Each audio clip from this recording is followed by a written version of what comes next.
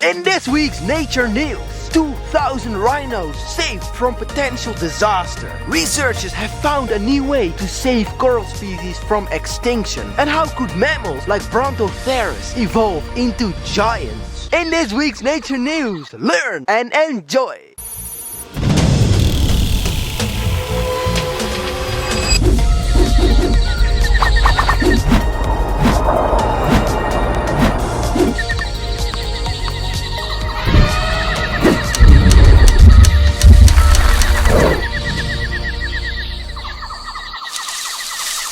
What up, mammals? Welcome to another Nature News. Woo! This is, I think, already the 6th Nature News. Again, important topics today. A little bit less heavy than the previous Nature News, but no less important. So, let's start with wildlife as we always do. Here we go. At the time that I was writing this video, it was World Rhino Day, okay? In my opinion, it should always be World Rhino Day, you know. I'm not really a big fan of these world this and that days, because if there's something important, you shouldn't make one specific day for that. It should be important year round. Anyway, a few days ago something major happened in the wildlife conservation world. Of course, we all know that rhinos are almost extinct. Some rhino species are extinct. It is not going well with the rhino population at all. It is a complete, clusterfuck. And we all know that poaching and the illegal wildlife trade is a war, a literal war that we cannot lose for nature and for all those individuals that do not deserve to be killed. We all know that this is a war that we need to destroy.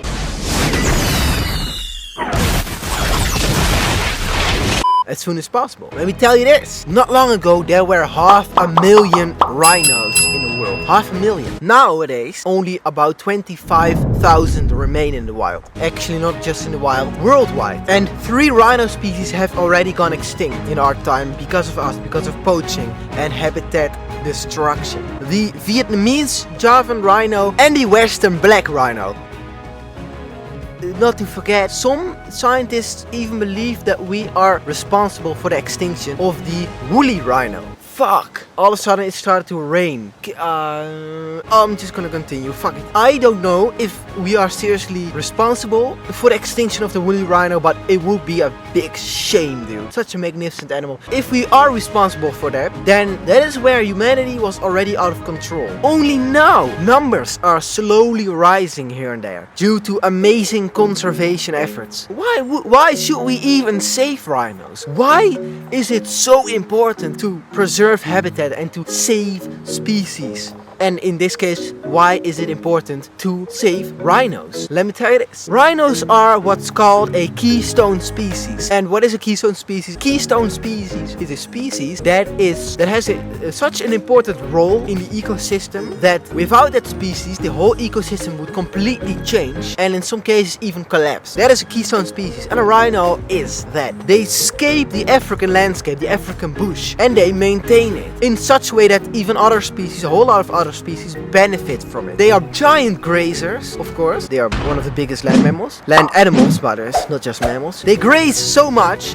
and in doing that they stimulate new growth, which refreshes the bush. And they also create watering holes and also maintain already existing watering holes by, of course, rhinos take a lot of mud baths to protect their skin from blood-sucking insects. What is the word?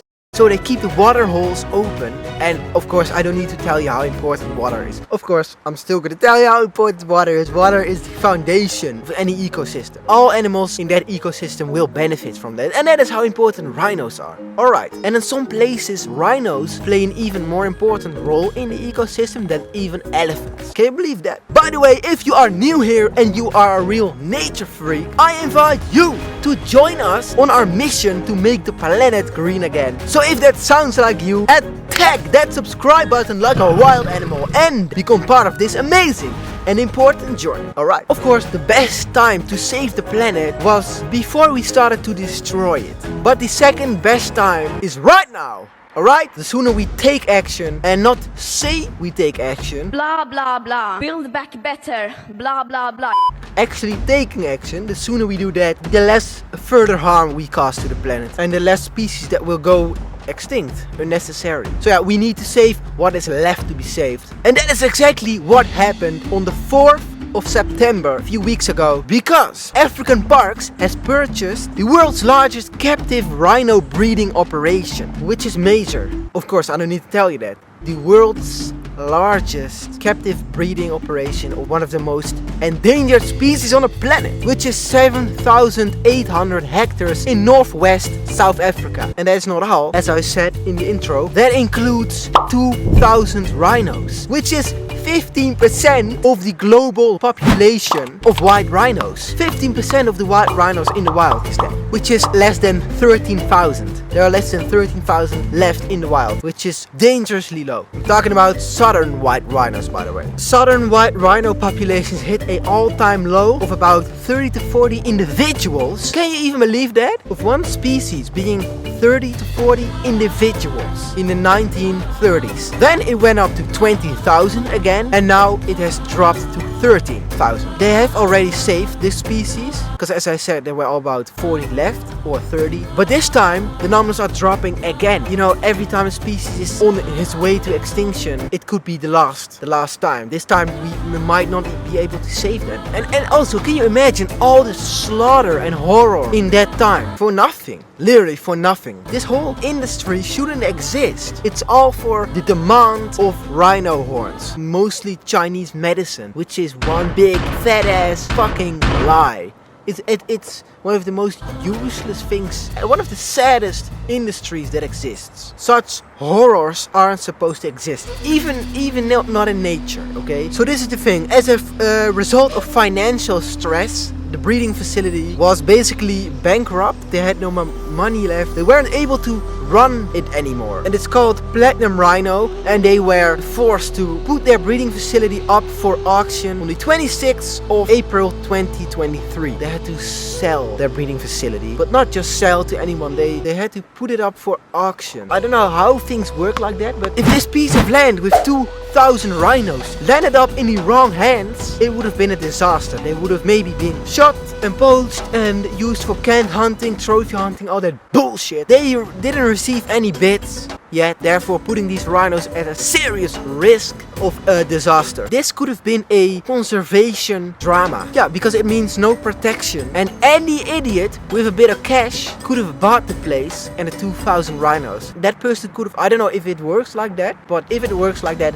that person could have done with that place whatever he wants, which is ridiculous. African Parks took their chance, and not only their chance, also their responsibility, and they bought the place for $10 million, and they basically ensured the future of those 2,000 rhinos, which I am grateful for. A personal thank you to African Parks. Yep. And this is the thing. This is why this is also major. First of all, they are safe, at least safer, a lot safer. And African Parks wants to rewild these 2,000 rhinos over the next 10 years. 15% of the wild population is going back into the wild, if they succeed, of course. Rewilding 2,000 mega herbivores. And why is rewilding so important? Of course, because rhinos do not belong in a zoo or in a sanctuary. The only real place where these rhinos belong is in the wild, in the African bush or in the African plains, just in the wild, you know, just like any animal basically. They belong in the wild. And why do they belong in the wild? In the wild, they have a purpose. They play a crucial role in the ecosystems. That is why nature created these animals in the first place. To make them part of nature, to keep the balance. Not for us to put in a cage and then to look at,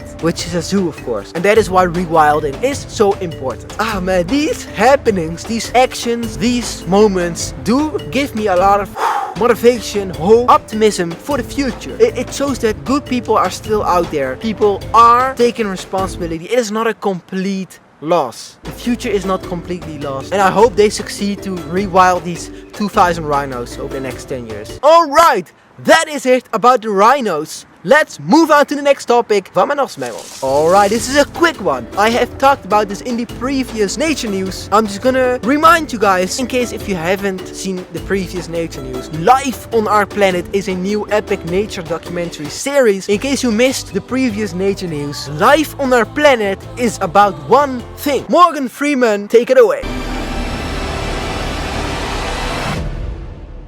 This is the story of life on our planet.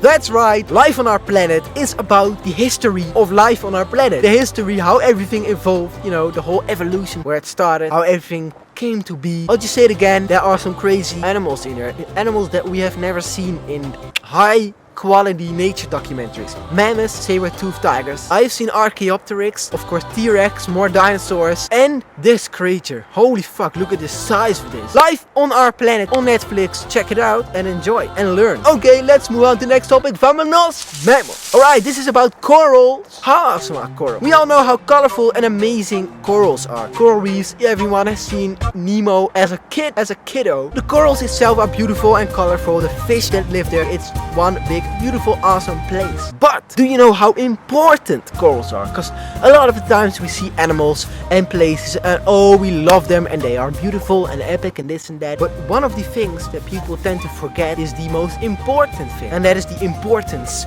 of species and ecosystems and places. For coral reefs this is the same. Coral reefs are very important. This is a statement from the National Oceanic and Atmospheric Administration. Coral reefs support more species per unit area than any other marine environment, including about 4,000 species of fish, 800 species of hard corals, and hundreds of other species. Scientists estimate that there may be millions of undiscovered species living in and around corals and coral reefs. Scientists have found a new way to maybe save corals from extinction. A study titled "A Glimmer of Hope for an Endangered Temperate Soft Coral." They have achieved the first observations of reproductive strategies and early life cycle of a specific coral species called Dendroniftia australis. What the? Dendroniftia australis. This is the coral. Researchers are hopeful that these new findings will secure the future of this coral species and hopefully a lot more, of course. This coral is a purple cauliflower soft coral and is only found in southeastern Australia. It is one of the 100 priority species of the federal government's threatened species strategy. They studied the reproductive methods of the corals in a lab. What is reproductive methods? How corals reproduce, of course. Which is very important, one of the most important things about the things that you could possibly discover about species. How do they reproduce? Because how they reproduce is how they live, how they not go extinct. That is crucial, maybe even the most important part of what you can discover about certain species. And that is what they focused on. So they better understand how corals reproduce. Scientists made a number of discoveries crucial to the survival of the species, including the first observation of eggs and sperm among coral fragments from the several colonies, proving that the colonies are either male or female. Alright, I didn't know that before. After learning when female corals spawn, they were able to create coral larvae. After being successfully reintroduced to the environment, the lab created coral offspring have been developing well. This was a major step forward in the prospect of recovery by the species, because from just a few remaining colonies, we were able to produce hundreds of new individual corals. And this is how we eventually save the world. The more we know, the better we can protect nature, so we can better understand what are the vulnerabilities, what are the dynamics, and based on that we can go and do our wildlife conservation. Our discoveries open new doors for conservation strategies, including potential restoration efforts. It has given us real hope we can keep this coral off the extinction list. Understanding the dynamics of species, especially in relation to reproduction and the early stages of life, is essential, especially for marine invertebrates. Pow! The sun is back at it! These people have discovered a very important part about the foundation of life on Earth, because the oceans are our real foundation. The oceans are the most important ecosystems on our planet, and coral reefs are a big part of that. So a big part of our foundation. So now we know more about a big part of the foundation of our planet. I'll explain how important coral reefs are. They host so much life. That is how major this is. Alright. In fact, oceans in general host about 80% of all life on Earth. Oh, here we go.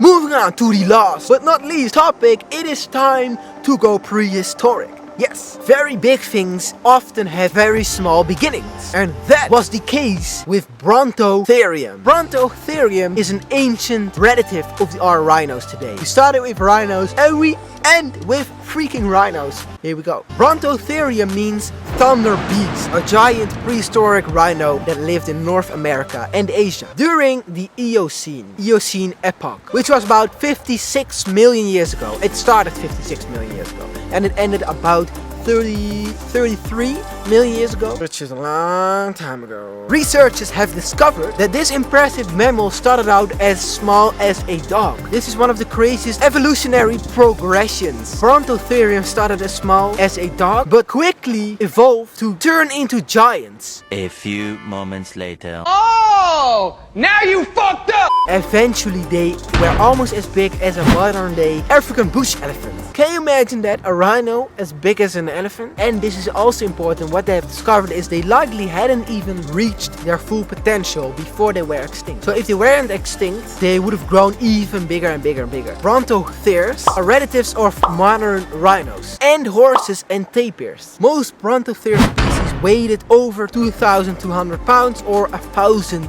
kgs. Modern day rhinos are also easily 1.5 or 2 tons, and the biggest of them all lived in the South Dakota Badlands, measuring about 2.4 meters tall and 5 meters long. And this is also remarkable of these rhinos. They had a Y-shaped horn on their nose. Modern day rhinos have just one curved horn, of course, and then another smaller one, but these ones had a Y-shaped, a ridiculous Y-shaped horn. Brontotheriums appeared about 53 million years ago at the beginning of the Eocene. They were hornless and about the size of a coyote, which is about 40 pounds or 18 kilograms. That's crazy how they started so small and they evolved really fast into animals the size almost of elephants. That is nature trying to perfect her species, to adapt her species as fast and as best as possible to the environment, which she also creates. Man, the dynamics of evolution fascinates me deeply, okay?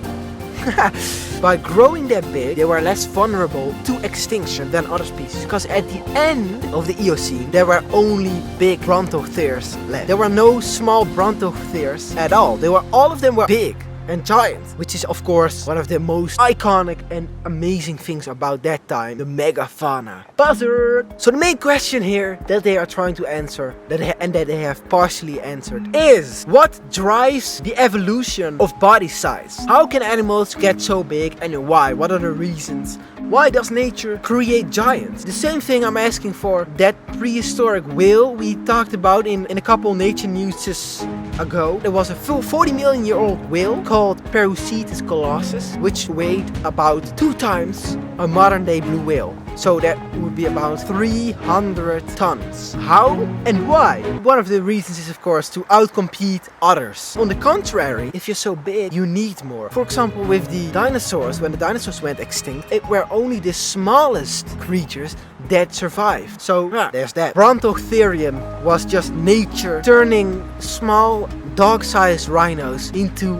absolute beasts, into giants. Yeah, and just like other mega-fauna, Megatherium, ooh, that is one of my favorite animals ever, the giant ground sloth. Actually, Sid of Ice Age is supposed to be a giant ground sloth, and giant ground sloths were almost the size of mammoths. A little bit smaller, I would say 2/3 the size of a mammoth. Hey, you rhinos, you know, you have really tiny brains. Did you know that? No, it's just a fact. No offense. Well, you probably don't even know what I'm talking about. Indricotherium, Glypotherium, mammoths, of course, mammoths, one of the most iconic. You're an embarrassment to nature. Do you know that? Giant cave bears. There were even giant bison. Everything was bigger millions of years ago. Woo! Ah man. Megafauna, respect. Alright mammals, that was it for the last topic, okay? I hope you enjoyed it. I hope you got value out of this. I hope you learned some stuff. Remember, what new nature news every week. And other videos of course. If you want some fast, short facts about nature in less than 1 minute, check out Wild Facts. I'll leave a playlist in the description. Suggestions and questions and all that stuff is always welcome. So catch me in the comments if you want to discuss any of these topics. We will figure it out. Woo! And then I gotta say what I always say. Let's make the planet green again. And I'm gonna see you in the next video. Let's go wild.